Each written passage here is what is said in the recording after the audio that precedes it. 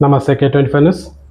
సూర్యాపేటలో మాజీ రాజ్యసభ సభ్యులు టీఆర్ఎస్ పార్టీ జిల్లా అధ్యక్షులు బడుగు లింగయ్య యాదవ్ ప్రెస్ మీట్లో మాట్లాడుతూ కాంగ్రెస్ ప్రభుత్వం డిసెంబర్ 7వ తారీఖుతో సంవత్సర కాలం పూర్తి చేసుకున్నందున సంబరాలకు సిద్ధమవుతున్న సందర్భంగా మాట్లాడుతూ కాంగ్రెస్ ప్రభుత్వం ప్రజలకు ఇచ్చిన హామీలన్నింటినీ తుంగలో తొక్కి రాష్ట్రాన్ని అన్ని రకాలుగా అభివృద్ధి నిరోధకంగా మార్చి అన్ని తరగతుల ప్రజలు ఇబ్బంది పడుతుందన్నారు.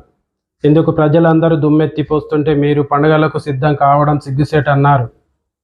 చూస్తూనే ఉండండి మరిన్ని అప్డేట్ కోసం K25. 7వ తారీఖు ఈ రాష్ట్రంలో కాంగ్రెస్ ప్రభుత్వం రేవంత్ రెడ్డి ప్రభుత్వం వచ్చి ఒక సంవత్సరం అవుతున్న సందర్భంగా కాంగ్రెస్ పార్టీ విజయోత్సవాలు చేసుకుంటామని చెప్పి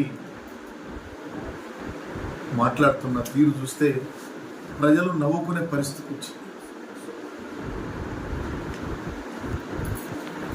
ఏం సాధి విజయోత్సవాలు చేసుకుంటుంది ఈ ప్రభుత్వం, కాంగ్రెస్ ప్రభుత్వం వ్యవస్థలు మొత్తం నాశనం చేసినందుక ఇవాళ కేసీఆర్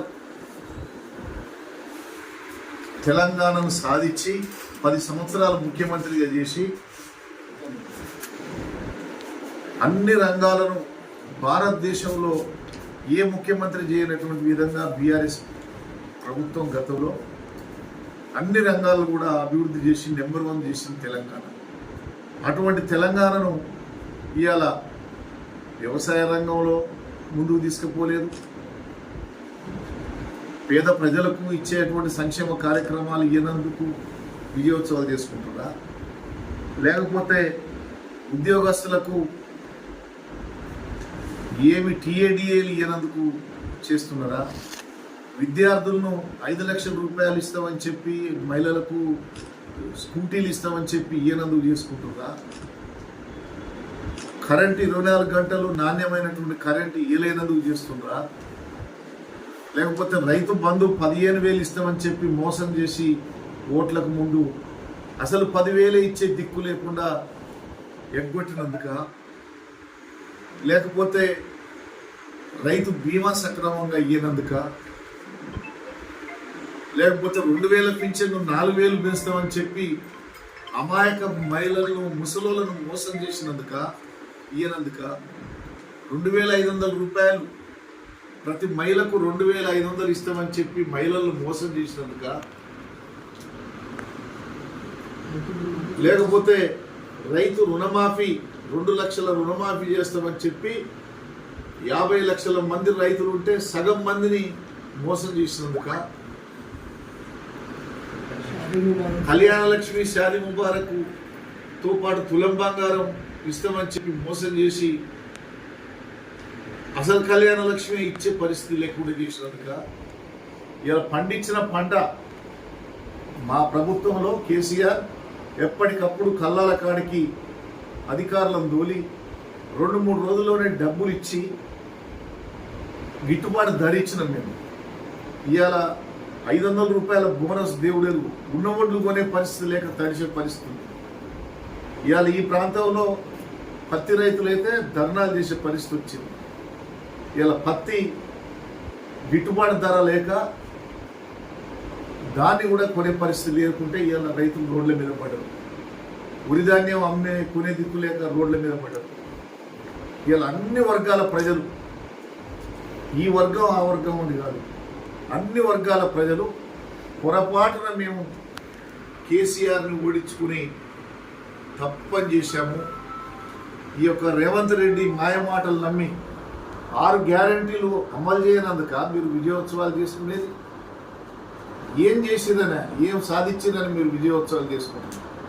ప్రజలు అసలు ఈ కాంగ్రెస్ పార్టీ ప్రభుత్వానికి సిగ్గుపడాలి. మీరు ఇచ్చిన హామీలు అమలు చేయనందుకు ఇవాళ మూసీ పేరిట హైడ్రా తోటి ఇల్లు కొడుతున్నందుక విజయోత్సవాలు చేసుకునేది.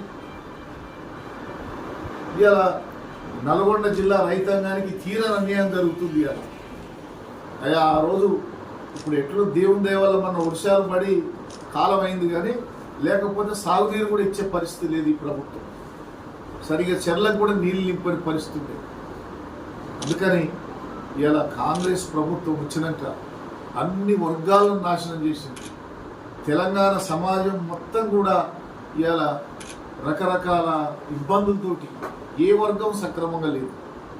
అందుకని మీరు విజయోత్సవాలు కాదు, విజయోత్సవాలు చేసుకోవడం పక్కకు పెట్టి మీరు ఇచ్చిన హామీలు ఏంది, ఎక్కడ ఆ హామీలు అమలు చేయలేదు.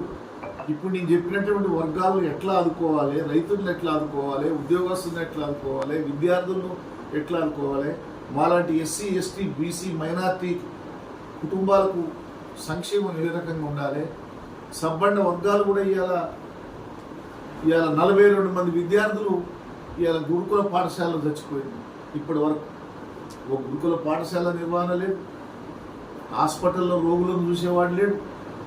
ఇవాళ అన్ని వర్గాలు కూడా ఇవాళ కాంగ్రెస్ను తెచ్చుకొని మోసపోయాం అనేటువంటి పద్ధతుల్లో ఉన్నారు. అందుకని మీ విజయోత్సవాలు బంద్ చేసి మీ ప్రజాప్రతినిధులు, మంత్రులు, ఎమ్మెల్యేలు అందరూ కూడా వచ్చి ప్రజల్లో ఉండి ప్రజా సమస్యలు లేకుండా చేస్తే మీరు గొప్పోళ్ళు తప్ప ఇవన్నీ ఎక్కడికక్కడ పక్కకు పెట్టి కరప్షన్ అయితే కాంగ్రెస్ ప్రభుత్వంలో ఎక్కడ దొరికినోడు అక్కడ కాంట్రాక్టర్లు అయితే తలకాయ పట్టుకురు, చేసిన పనులకు బిల్లులు ఇవ్వమంటే పర్సెంటేజ్ కావాలి, 6% ఇస్తావా 8% ఇస్తావా, డైరెక్ట్ వాళ్ళకు నీకింత నాకింత. అధికారులకు ఒక రకంగా బాధ, ప్రజాప్రతినిధులు కరప్షన్ అయిపోయిందని, నిధులు లేవని. ఇలా రియల్ ఎస్టేట్ కూడా కుదేలైపోయింది. హైదరాబాద్లో కానీ చుట్టుపక్కల గ్రామాల్లో కానీ ఎక్కడ కూడా ఎవడు కూడా రియల్ ఎస్టేట్ అని చెప్పుకునే పరిస్థితి లేకుండా అయిపోయింది ప్రభుత్వం పుణ్యాలు. అందుకని రామరాజ్యం పోయింది. కేసీఆర్ను మనం ముఖ్యమంత్రిగా కోల్పోయి మళ్ళా రావణ రాజ్యం వచ్చింది. ఎందుకంటే కాంగ్రెస్ పార్టీ అంటేనే ఇంత, ముఖ్యమంత్రి ఏం నిర్ణయం తీసుకుంటాడో మంత్రులు దానికి వ్యతిరేకంగా మాట్లాడేది.